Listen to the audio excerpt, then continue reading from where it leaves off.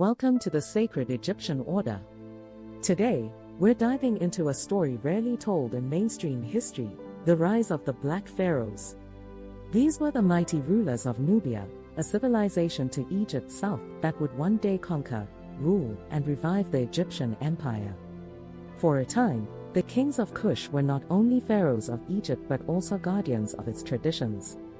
Their reign saw military triumphs, monumental architecture, and a cultural renaissance. But who are these Black Pharaohs? And why has their legacy been so often overlooked? Let's uncover the truth. Nubia, also known as Kush, was an ancient African kingdom south of Egypt, spanning modern-day Sudan. It was a land of gold, warriors, and powerful queens, deeply connected to Egyptian culture for thousands of years. But Nubia was not just a shadow of Egypt, it was a civilization in its own right, with its own writing system, gods, and architectural wonders. The Egyptians both traded with and fought against Nubians, often depicting them as formidable warriors in their art. While Egypt often saw Nubia as a land of resources, the Nubians saw themselves as more than just neighbors. They saw themselves as rightful heirs to Egypt's throne. And one day, they would claim it. By the 8th century BCE, Egypt was in chaos. The great New Kingdom had collapsed, leaving Egypt divided between weak rulers in the north and powerful priests and thieves. Meanwhile, in Nubia, a new power was rising. Then came Piye, the king of Nubia. Unlike the squabbling rulers of Egypt, Piye saw himself as a true restorer of Maat, the divine order of balance and justice. He believed it was his destiny to unite Egypt under Nubian rule.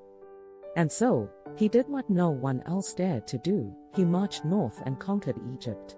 In the year 730 BCE, Piye launched his legendary campaign to take Egypt. His army swept through the Nile Valley, city after city falling to his forces. He even took Memphis, Egypt's royal capital, something many Egyptian rulers before him had failed to do. But Piye was not just a conqueror, he saw himself as a savior. He did not destroy Egypt, instead, he restored its temples, honored its gods, and ruled with respect for its traditions. With his victory, Piye became the first Nubian pharaoh of Egypt, founding the 25th dynasty, a dynasty of Black Pharaohs who would rule for nearly a century. Piye and his successors didn't just rule Egypt, they revived it. They restored the grandeur of the past, rebuilding temples and strengthening Egypt's religious institutions. One of the greatest Black Pharaohs was Taharqa, Piye's nephew. He would become one of the most powerful rulers of his time, expanding the empire's borders and even fighting against the mighty Assyrians. But despite their strength, the Nubian rulers faced relentless pressure from foreign invaders. The Assyrians, one of the most powerful empires of the ancient world, saw Egypt as a prize worth taking. By the late 7th century BCE, the Nubian dynasty was under siege. The Assyrians, armed with superior weapons and tactics, launched devastating attacks on Egypt. One by one, the Black Pharaohs were forced to retreat back to Nubia. Despite their retreat, the Nubians never truly disappeared. Their kingdom in Kush continued to thrive, and their cultural legacy endured for centuries. Though Egypt eventually fell to foreign empires, the Nubian kings left behind a lasting legacy. Their rule revived Egypt's traditions, restored its temples, and reminded the world of the deep African roots of this great civilization. But why is their story so often forgotten? The truth is, the Black Pharaohs of Egypt played a vital role in shaping its history, yet their contributions have been downplayed or ignored.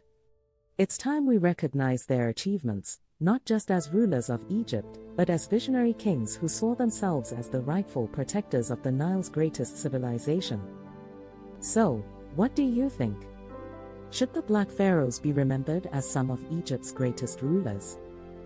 Drop your thoughts in the comments below. And if you enjoyed this journey into history, like, share, and subscribe for more deep dives into the lost legacies of ancient Africa. Until next time, stay curious and keep exploring.